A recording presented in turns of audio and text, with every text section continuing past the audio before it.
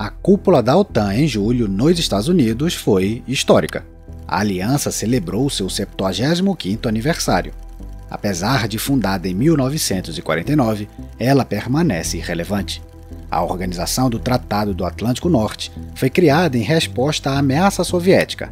Após 75 anos, a aliança está fazendo exatamente a mesma coisa, apenas o nome do adversário mudou, assim como o poder convencional do oponente, que não se iguala à máxima capacidade da União Soviética. Apesar da antiguidade da OTAN, a organização é mais jovem que o futuro presidente dos Estados Unidos. No entanto, ao contrário da espécie Homo sapiens, a aliança não sofre de declínio cognitivo com a idade. Assim, a cúpula tornou-se uma ilustração perfeita do estado atual do jogo das relações internacionais. Enquanto o Ocidente se consolida contra uma federação russa agressiva, aumentam as preocupações sobre a política interna americana e a condição do presidente Joe Biden, bem como a potencial agenda futura do mais extravagante, porém menos previsível, Donald Trump. Não há como negar que os aliados despenderam grande energia se preparando para enfrentar os desafios da segurança global. Nos últimos anos, eles vêm construindo capacidade para conter a Rússia, reconstruindo suas próprias capacidades, fortalecendo o flanco oriental, reposicionando novas forças e retomando o sistema de comando, culminando nos novos planos de defesa que acabaram de ser adotados. Por que a cúpula da OTAN foi importante e como a crise de liderança nos Estados Unidos afeta a geopolítica global? Veremos no episódio de hoje.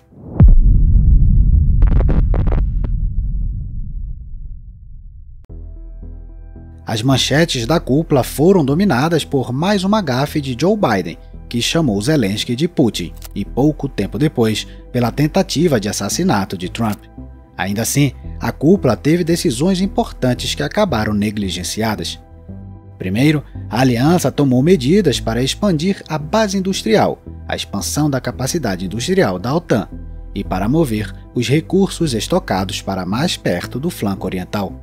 As capacidades de defesa foram aprimoradas com o estabelecimento do Centro Integrado de Defesa Cibernética e o comissionamento da base de mísseis Redzikovo, na Polônia.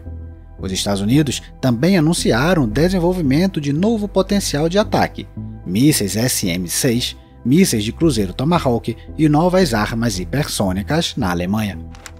Mostre-me onde você põe seu dinheiro, que eu mostrarei suas prioridades, disse Benedetta Berti, do Escritório de Planejamento de Políticas da OTAN, acrescentando que os países europeus e o Canadá aumentaram seus gastos com defesa em quase 600 bilhões de dólares desde 2014. Também estão sendo feitos progressos nos esforços para fortalecer as capacidades na Ucrânia. A aliança está assumindo o papel de coordenar o apoio à Ucrânia. Até agora, o Grupo de Contato de Defesa da Ucrânia, ou Grupo de Ramstein, liderado pelos Estados Unidos, operava fora das estruturas da aliança. Agora, será substituído pela Assistência de Segurança e Treinamento da OTAN para a Ucrânia, sediada na Alemanha. Será chefiada por um general 3 estrelas que liderará uma equipe de 700 pessoas. Além disso, o alto representante da OTAN em Kiev ajudará a supervisionar a transferência de assistência, mas isso não é tudo. Foi confirmado o desenvolvimento do Centro de Análise e Treinamento em Bydgoszcz, que colherá a experiência e os dados coletados pelas forças ucranianas no conflito.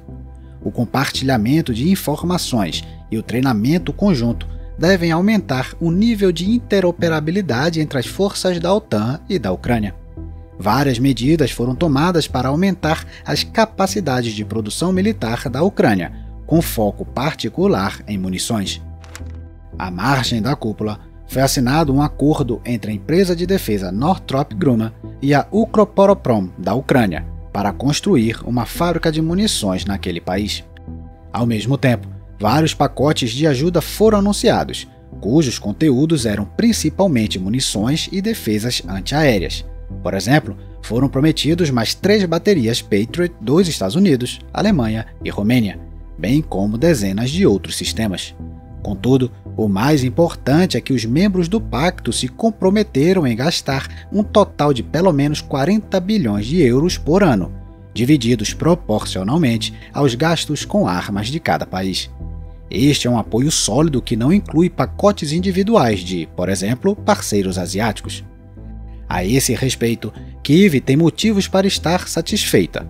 Finalmente, viu mecanismos concretos de cooperação e uma perspectiva financeira quase garantida, o que torna 2025 aparentemente seguro. Este é um passo importante para a institucionalização da assistência.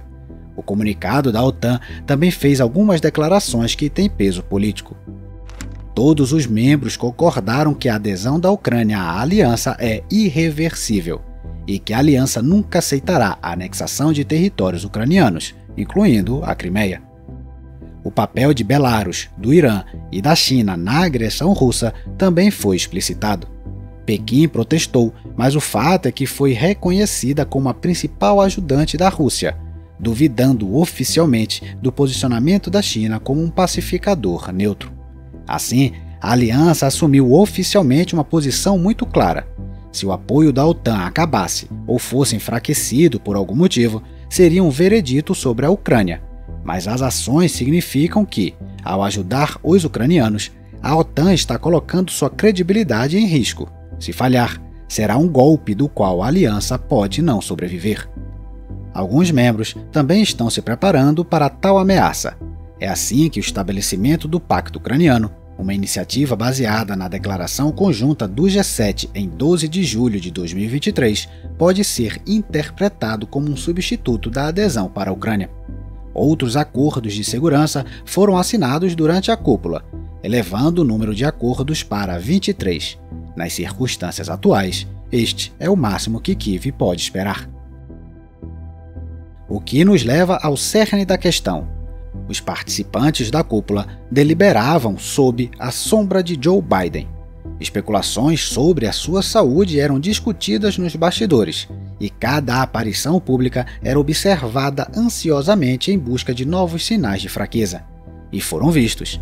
Biden cometeu uma gafe no último dia, quando, ao convidar o presidente Volodymyr Zelensky para o palco, o presidente americano se referiu a ele como presidente Putin. Em circunstâncias normais, tal incidente teria sido ignorado. Biden se corrigiu rapidamente e encobriu como uma piada, mas o público não riu. O desastroso debate com Donald Trump uma semana antes da reunião da OTAN deixou claro que o presidente americano tem grandes dificuldades cognitivas, para dizer o mínimo. Seu estado mental e físico se deteriorou e há especulações sobre uma demência progressiva. A falta de jeito do presidente passou de episódica a permanente nos últimos anos, o que não é de surpreender para um homem de 80 e poucos anos que foi exposto às tensões e pressões de liderar a maior superpotência do mundo.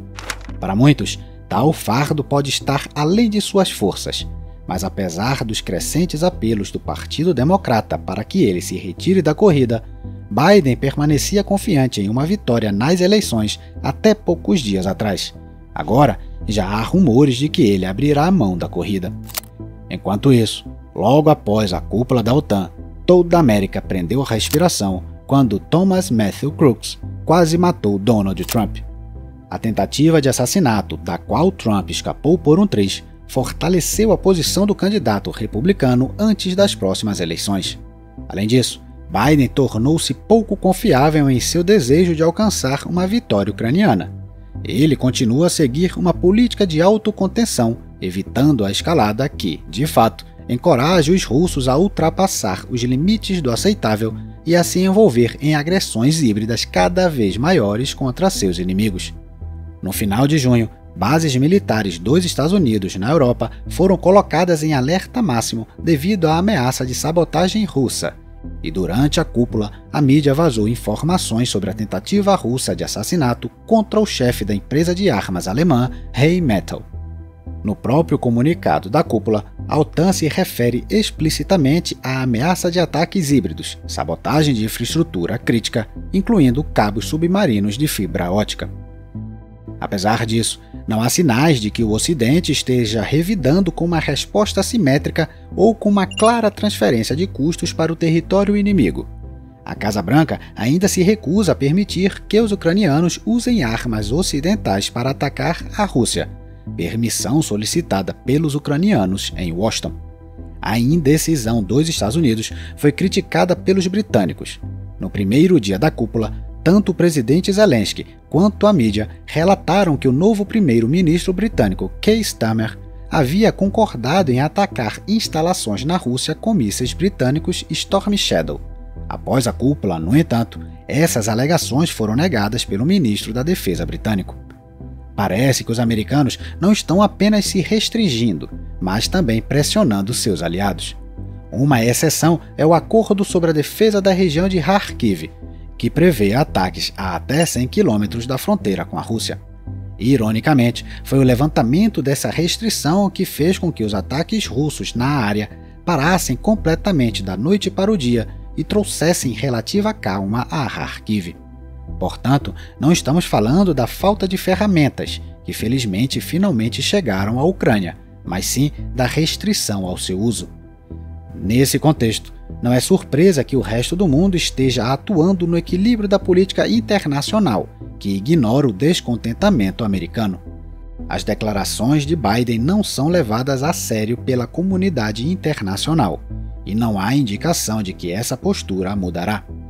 Adversários e rivais estão se sentindo livres à medida que agem mais ousadamente contra a ordem internacional, levando ao aumento das tensões e minando os laços entre aliados. De fato, os problemas dos Estados Unidos se sobrepõem a dificuldades semelhantes de líderes no Ocidente.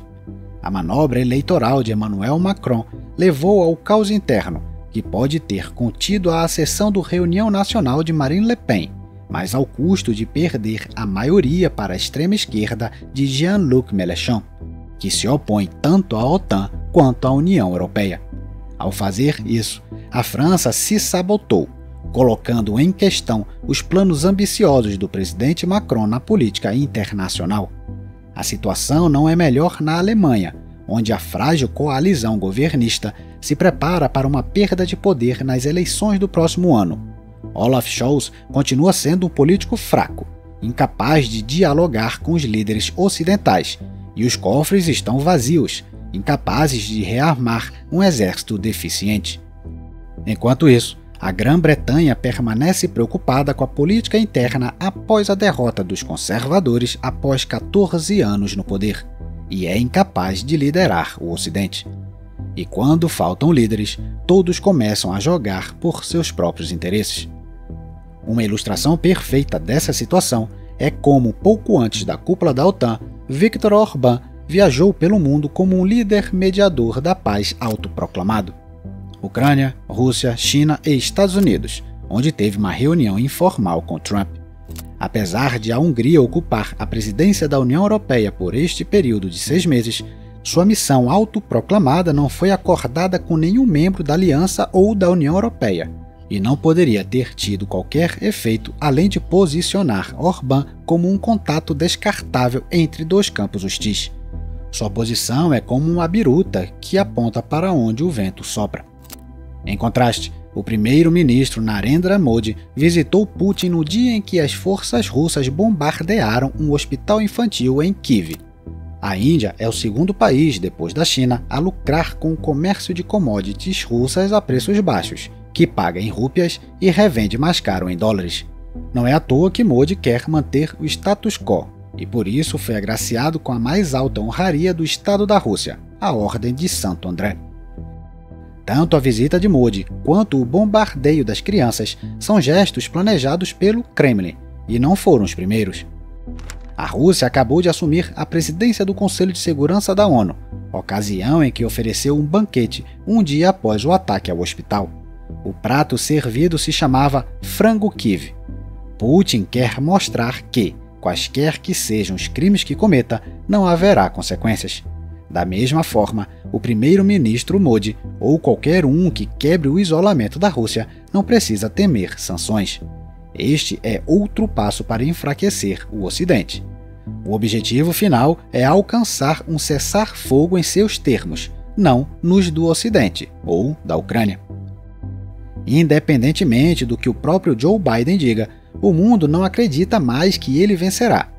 e está começando a se posicionar para a posse de Donald Trump após as eleições. O Kremlin vê isso como sua grande chance para um acordo favorável da guerra. Putin está sorrindo e usando toda a máquina de propaganda para convencer o mundo de que a Rússia está indo bem, tanto econômica quanto militarmente, apesar dos dados contrários. Tanques T-62 russos antigos estão aparecendo cada vez mais na linha de frente, e há escassez de homens e munições para grandes ofensivas. Com perdas recordes, os ganhos territoriais russos são mínimos, em uma escala que não é sustentável. Por enquanto, o acesso a componentes por intermediários e a exportação de matérias-primas sancionadas são suficientes para manter o Kremlin vivo, mas a situação está se deteriorando. Para os russos, um congelamento no conflito é uma necessidade. Esse teatro tem como objetivo convencer Trump a forçar um cessar-fogo que seja desfavorável para a Ucrânia. E assim Trump possa se concentrar em outros desafios internacionais e políticas isolacionistas.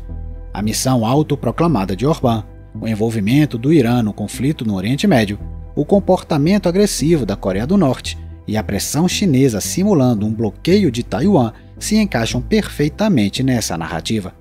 Lançar vários conflitos ao mesmo tempo visa desviar a atenção dos Estados Unidos, esgarçar as forças ocidentais e alimentar o isolacionismo.